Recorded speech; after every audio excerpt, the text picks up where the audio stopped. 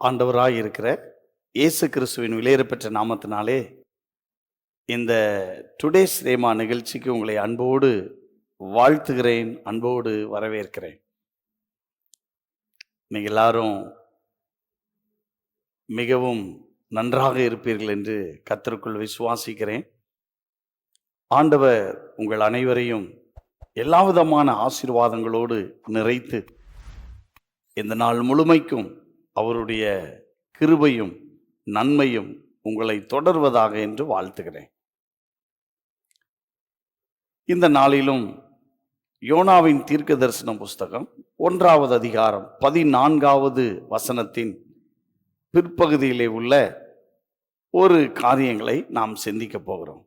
அந்த வசனத்தை நான் வாசிக்கிறேன். என்னுடைய பிற்பகுதியை, தேவரீர் கர்த்தர் உமக்கு சித்தமாய் இருக்கிறபடி செய்கிறீர் என்று சொல்லி.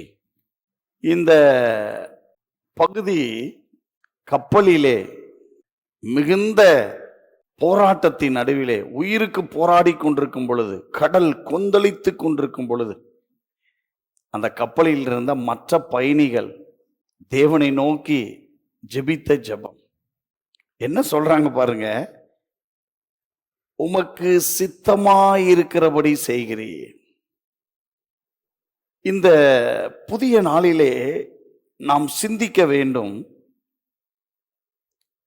சித்தம் என்பது விருப்பம். நம்முடைய ஆண்டவருக்கு நம்மை குறித்த ஒரு பெரிய திட்டம் இருக்கிறது, அதே நேரத்தில் சித்தமும் இருக்கிறது. அப்போ அவர் என்ன விரும்புகிறாரோ, என்ன சித்தம் வைத்திருக்கிறாரோ, அதன்படி அதை செய்ய அவர் போதுமானவராயிருக்கிறார். எனவேதான் ஆண்டவர் இயேசு ஜெபத்தை குறித்து சீடர்கள் இயேசுவின் இடத்தில் எப்படி ஜெபிக்க வேண்டும் என்று கேட்ட பொழுது ஒரு மாதிரி ஜெபத்தை, ஒரு முன்மாதிரி ஜெபத்தை சொன்னார். அந்த ஜெபத்தில் ஒரு வார்த்தை இருக்கிறது, உம்முடைய சித்தம் பரமண்டலங்களில் செய்யப்படுவது போல பூமியிலேயும் செய்யப்படுவதாக.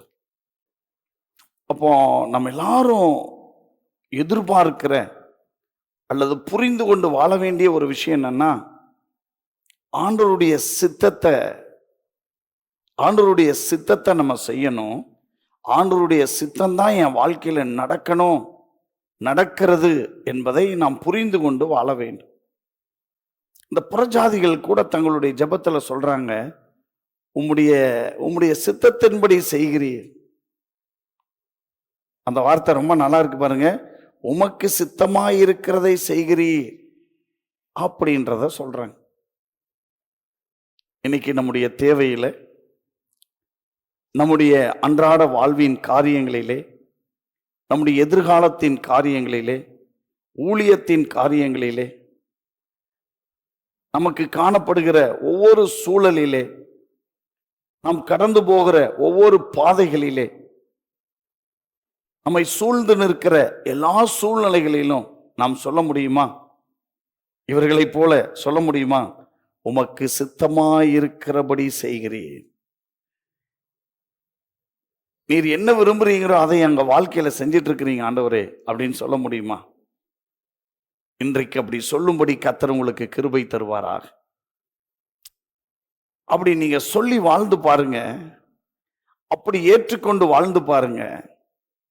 பல நேரத்துல நமக்கு இருக்கிற ஒரு பெரிய சோதனை என்னன்னா, நம்ம என்ன சித்தம் வச்சிருக்கிறோமோ அல்லது நம்ம என்ன விரும்புகிறோமோ அதையே ஆண்டவரும் விரும்பும்னு நினைக்கிறோம். அது நெவர், ஒருபோதும் நடக்காது.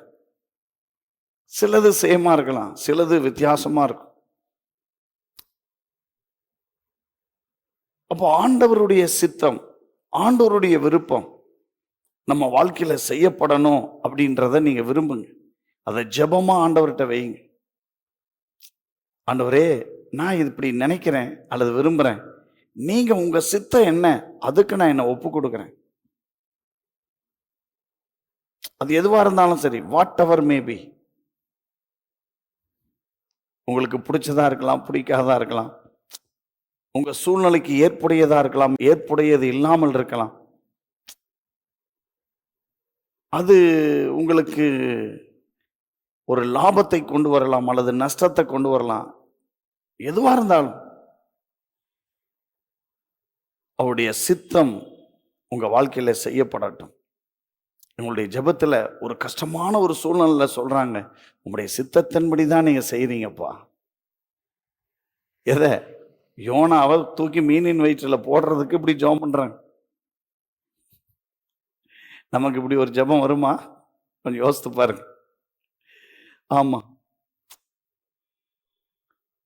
அப்போ கொஞ்சம் ஆண்டவருடைய சித்தத்தை நாம் புரிந்து கொண்டு அது நம்ம வாழ்க்கையில நிறைவேறுவதற்காக நாம் ஜெபிப்போம், அதற்கு விட்டு கொடுப்போம், பிரயாசப்படுவோம். கர்த்தர் நம்மை ஆசீர்வதிப்பாரா. ஜெபிப்போமா? அன்பின் பரலோக பிதாவே, இந்த விசேஷித்த நாளுக்காக ஸ்தோத்திரம். இந்த புதிய நாளிலும் நீர் எங்களோடு உம்முடைய கிருபைகளை கொடுத்து நடத்தி வருகிறதற்காக நன்றி. அன்றைக்கு கப்பலில் இருந்த புறஜாதிகள் எல்லாரும் சேர்ந்து சொல்லுகிறார்கள், தேவரீர் நீர் ஒருவரே கர்த்தர், உமக்கு சித்தமானபடி செய்து கொண்டு வருகிறீர், சித்தமானதை செய்கிறீர். நாங்களும் எங்கள் வாழ்க்கையில நீங்க என்ன விரும்புறீங்களோ அதை மட்டும் செய்ய, நீங்க என்ன எங்களுக்கு உம்முடைய விருப்பமாக முன்குறிச்சிருக்கிறீங்களோ அதை மட்டும் பெற்றுக்கொள்ள ஆண்டவர் எங்களுக்கு கிருபை தார். இந்த டுடேஸ் ரேமாவை கேட்கிற எல்லாருடைய வாழ்விலும் உம்முடைய சித்தம் பரிபூர்ணப்படட்டும். இயேசுவின் மூலம் பிதாவே, ஆமென். May God bless you.